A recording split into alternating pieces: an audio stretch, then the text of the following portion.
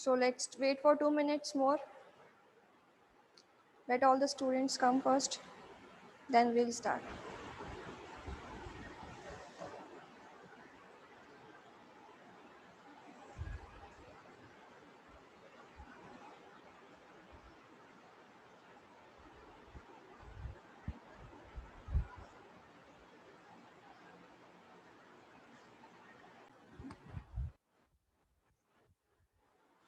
Integration of princely states हम लोगों ने स्टार्ट किया था। उसमें ये था, जिससे इंटीग्रेशन का मतलब होता है एकीकरण, मिल जाना, ठीक है। तो अब जब पार्टीशन हो गया था तो कंट्री ने एक प्रॉब्लम फेस की थी। कौन सी प्रॉब्लम फेस की थी कि जो प्रिंसली स्टेट्स है, प्रिंसली स्टेट्स का मतलब जिसे हम हिंदी में एकदम शुद्ध हिंदी में राजा रजवाड़े बोलते हैं ना, जहाँ पे राजाओं का राज था, है ना। उन लोगों को एक चॉइस दे दी गई थी कि आपको सेपरेट स्टेट चाहिए, आपको इंडिया में जाना है या आपको पाकिस्तान में जाना है, ये आपकी चॉइस है, ठीक है। तो कुछ नवाब ऑफ हैदराबाद और कुछ और जो प्रिंस थे ना, उन्होंने क्या बोला कि हमको एक सेपरेट नेशन दे दो, हम लोग ना तो इंडिया के सिटीजन हैं ना ही पाकिस्तान के।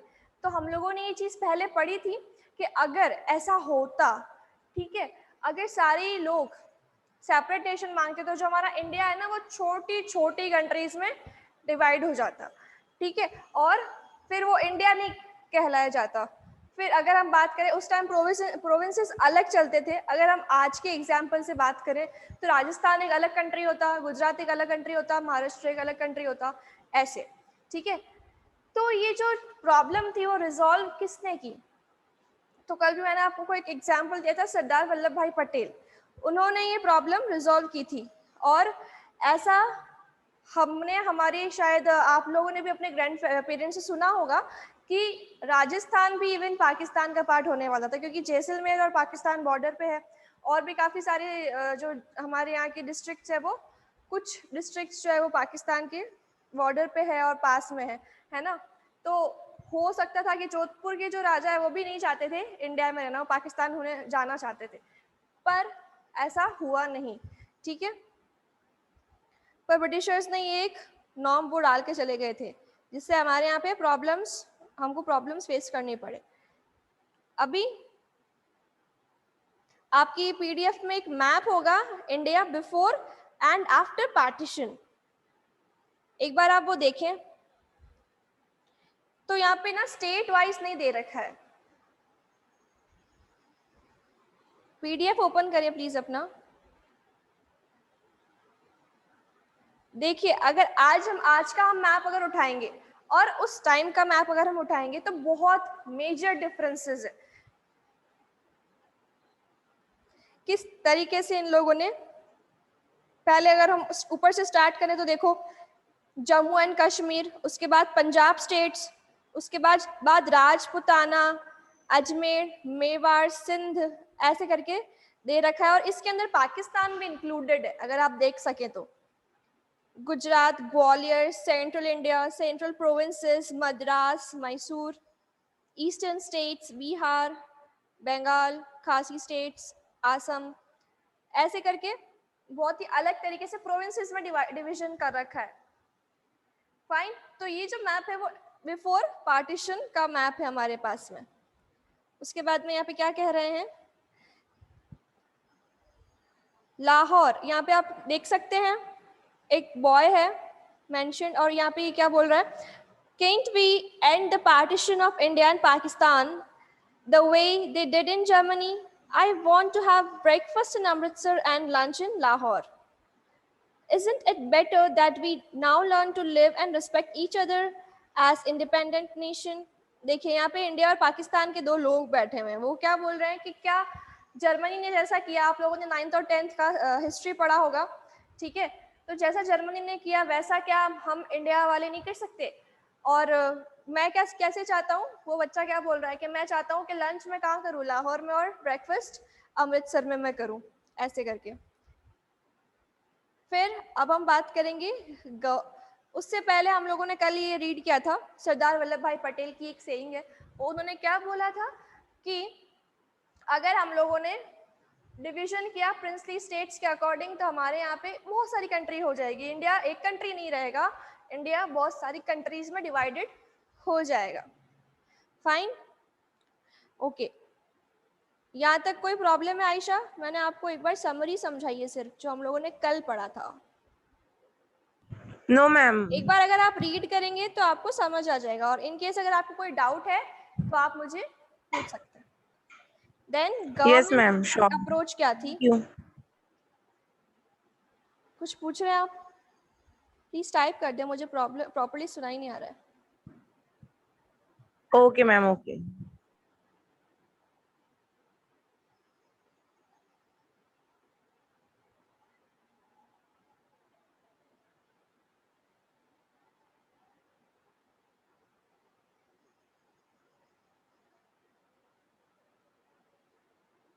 Okay.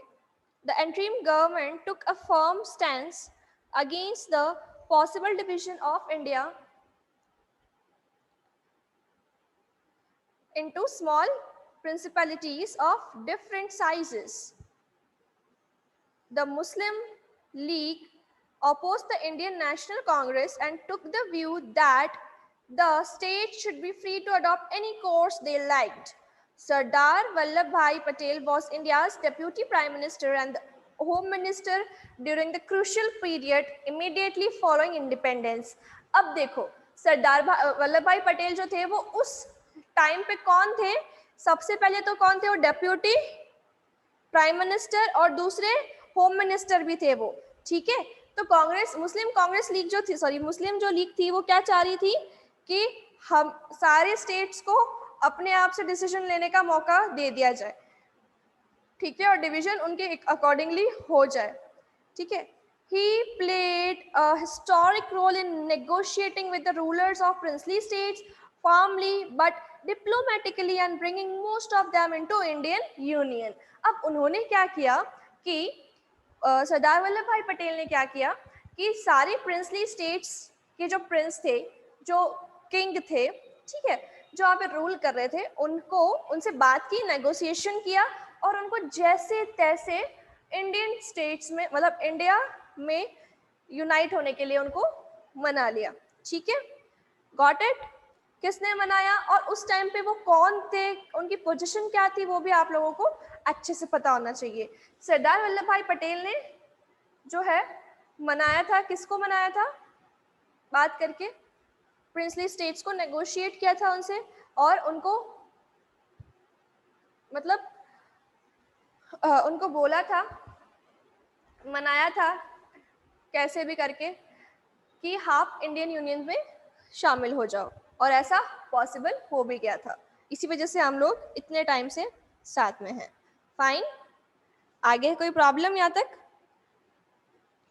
But it was very complicated task which required skillful persuasion. For instance, there were 26 small states in today Odisha, Saurashtra region of Gujarat had 14 big states, 119 small states and numerous other different administrations.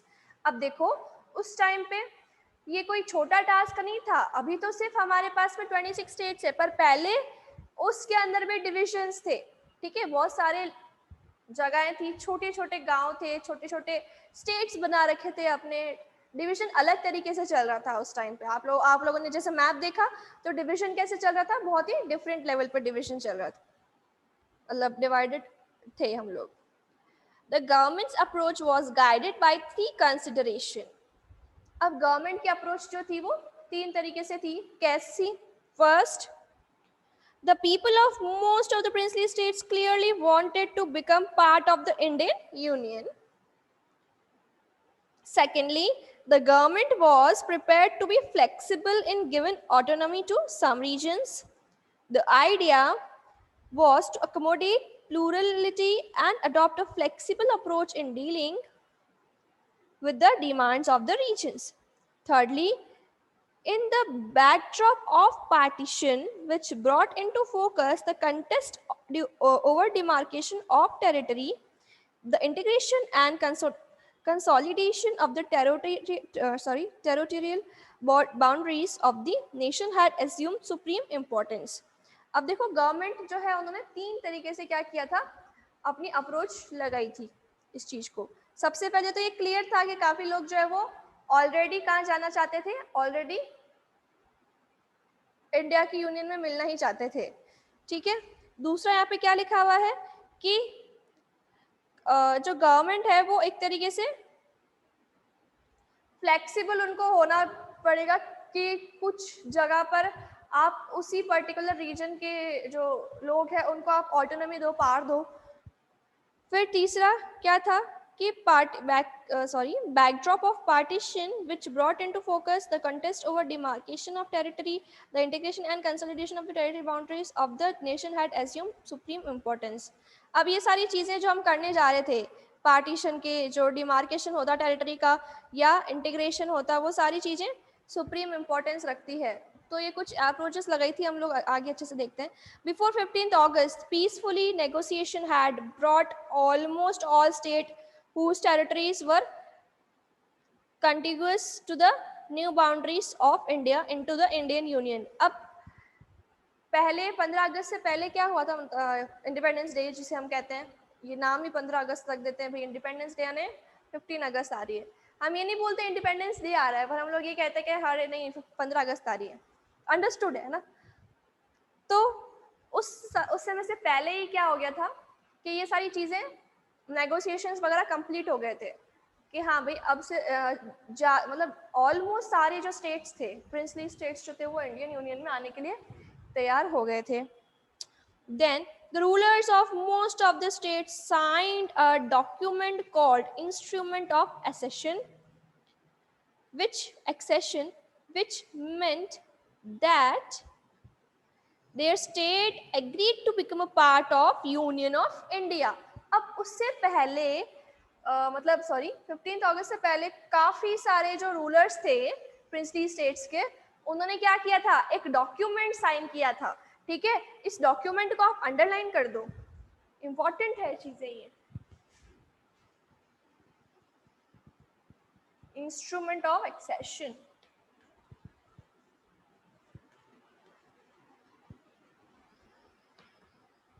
Fine. ये जो है इसका मतलब क्या, इसका मतलब ये कि जो भी प्रिंसली स्टेट्स है वो क्या करना चाहते हैं, वो इंडियन यूनियन में शामिल होना चाहते हैं, ठीक है। Got it. Then accession of the princely states of Junagadh, Hyderabad, Kashmir and Manipur proved more difficult than the rest. The issue of Junagadh was resolved after the plebiscite confirmed people desire to join India. You will read about Kashmir in chapter 8. अब कश्मीर के बारे में हम chapter 8 में पढ़ेंगे, fine. अब उससे पहले देखो ऑलमोस्ट सारे लोगों ने क्या कर दिया था कि ये जो भी इंस्ट्रूमेंट ऑफ एक्सेशन जो है वो साइन कर दिया था और रेडी हो गए थे किस चीज के लिए, इंडिया के अंदर शामिल होने के लिए वो लोग रेडी हो गए थे।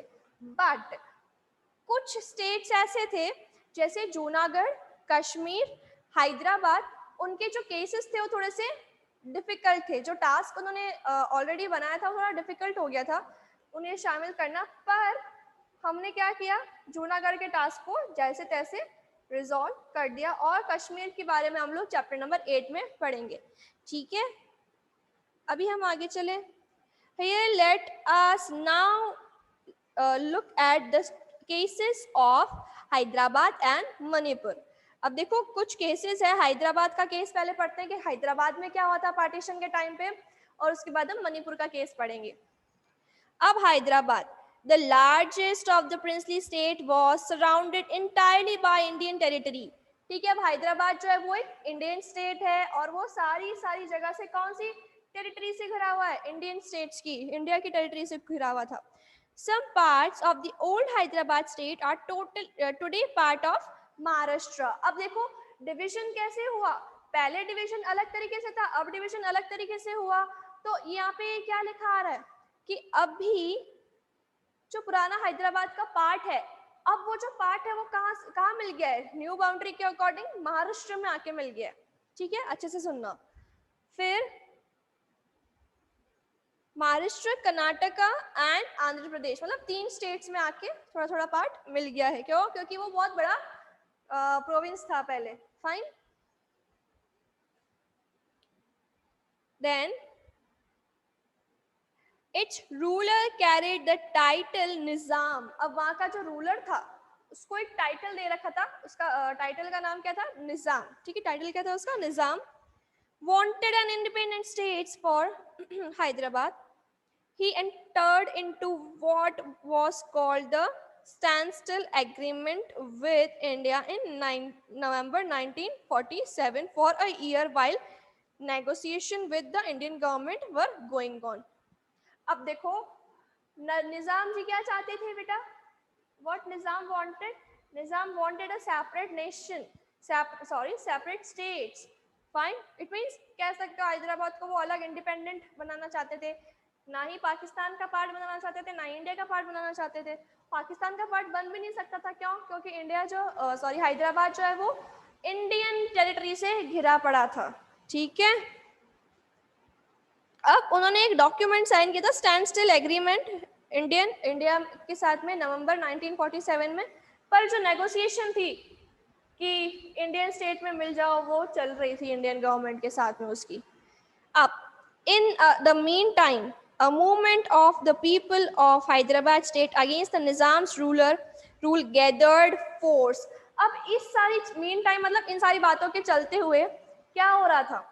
इन सारी बातों के चलते हुए हो रहा था कि जो लोग हैं हैदराबाद के वो इसके अगेंस्ट हो गए, निजाम के अगेंस्ट हो गए, ठीक है। अब वो अगेंस्ट क्यों हो गए देखते हैं। The peasantry in the Telangana region in particular was the victim of Nizam's oppressive rule and rose against him. Women who had seen the worst of his oppression joined the movement in large numbers. Hyderabad town was the nerve center of this movement. The Communists and the Hyderabad Congress were in the forefront of the movement. The Nizam responded by unleashing a paramilitary force known as Razakars on the people. The atrocities and communal nature of the Razakars knew no bounds. Fine. अभी देखो पढ़ने से समझ आ रहा है हुआ क्या। अब रूलर जो था ये थोड़ा सा अत्याचारी था, ठीक है, फोर्सफुली ऑप्रेसिव था। थोड़ा ऑप्रेसिव मतलब जो डोमिनेटिंग होता है नेचर जिसका। तो जो निज़ाम है वो थोड़ा सा डोमिनेटिंग था, तो काफ़ी ज़्यादा उसने कुछ चीज़ें ऐसी उन लोगों के साथ में की होगी। तो इवन जो औरतें थी वो भी इस मूवमेंट का पार्ट बनी, इसके अगेंस्ट हो गई निज़ाम, ठीक है। अभी क्या हुआ, ये जब सारे लोग आक्रोश में आए, रिवॉल्यूशन करना स्टार्ट करा उन्होंने, तो निज़ाम ने क्या किया, अपनी फोर्स को पीपल के ऊपर छोड़ दिया। यानी रजाकर्स जो थे उनको, मतलब एक फोर्स थी उनकी आर्मी, उसने क्या किया, लोगों के ऊपर अटैक करना स्टार्ट कर दिया। एट्रॉसिटीज का मतलब क्या होता है, अत्याचार होने लग गए थे लोगों पे।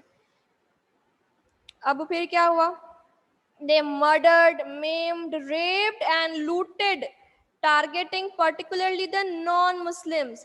अब निजाम क्या था, मुस्लिम था, ठीक है, नाम से पता चल रहा है, नवाब था।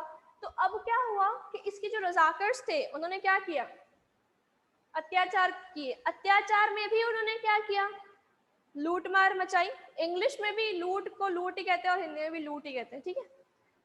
और लोगों को मारा, हत्या करी उनकी, औरतों का रेप किया, ठीक है। और स्पेशली किसका किया, सब किस ऊपर किया, ये जो नॉन मुस्लिम थे, हिंदू, सिख्स या जो भी नॉन मुस्लिम जो थे उनके ऊपर किया। The central government had to order the army to tackle the Nizam's situation. In September 1948, Indian army moved in to control the Nizam's force. After a few days of intermittent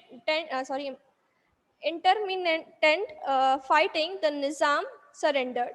This led to Hyderabad accession to India. अब देखो, फिर इनके अत्याचार बढ़ते जा रहे थे। अब क्या किया गवर्नमेंट ने, हमारी इंडियन गवर्नमेंट को आर्मी को लॉन्च करना पड़ा इसके ऊपर, ताकि इसकी जो आर्मी है वो कंट्रोल में आए। ठीक है, इसके बाद में जब इंडियन गवर्नमेंट ने इसके ऊपर जब आर्मी को लगाया था, मिलिट्री को छोड़ा था, तो थोड़े टाइम में ये निज़ाम क्या हो गया, कंट्रोल में आ गया। कंट्रोल में आने के बाद में क्या हुआ, हैदराबाद जो है वो इंडियन यूनियन में शामिल हो गया। ठीक है, तो ये स्टोरी थी हैदराबाद की। इसमें कोई तकलीफ, please ask me freely, you are free to ask us. Any doubt? No ma'am. No ma'am.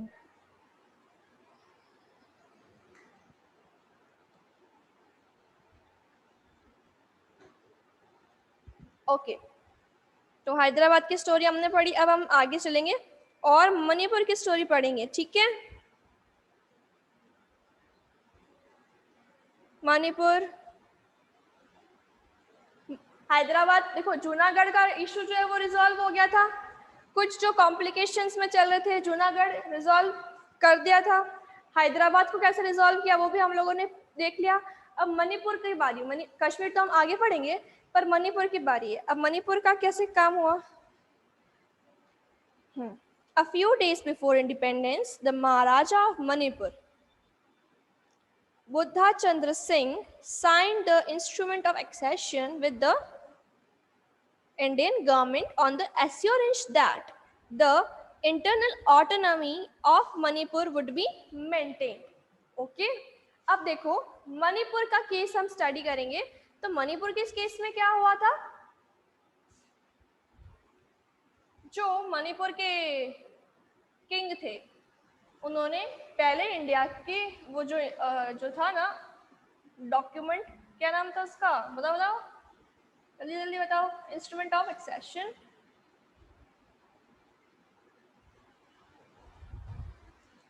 वो साइन कर दिया था। किस कंडीशन पे साइन किया था, कि जो इंटरनल मणिपुर की जो ऑटोनॉमी वो मेंटेन रहेगी। Under the pressure of public opinion, the Maharaja held elections in Manipur in June 1948. 1948 को मणिपुर में क्या हो गए, इलेक्शंस हो गए। कैसे हो इलेक्ट, क्योंकि इंडिया इंडिपेंडेंट था। इंडिपेंडेंट यानी अगर कोई कंट्री इंडिपेंडेंट है, हालांकि सारी चीजें ऐसे नहीं होती है, डेमोक्रेसी हर जगह नहीं होती, बट स्टिल इंडिया का फ्रीडम के मायने क्या था कि हमारी कंट्री जो है वो क्या हो जाएगी, डेमोक्रेटिक हो जाएगी। तो प्रजा के दबाव में आकर राजा जी ने क्या किया, 1948 में इलेक्शंस कंडक्ट करवा दिए। ठीक है, अब आगे क्या हुआ, क्या हो गया, महराज कहाँ चली गई।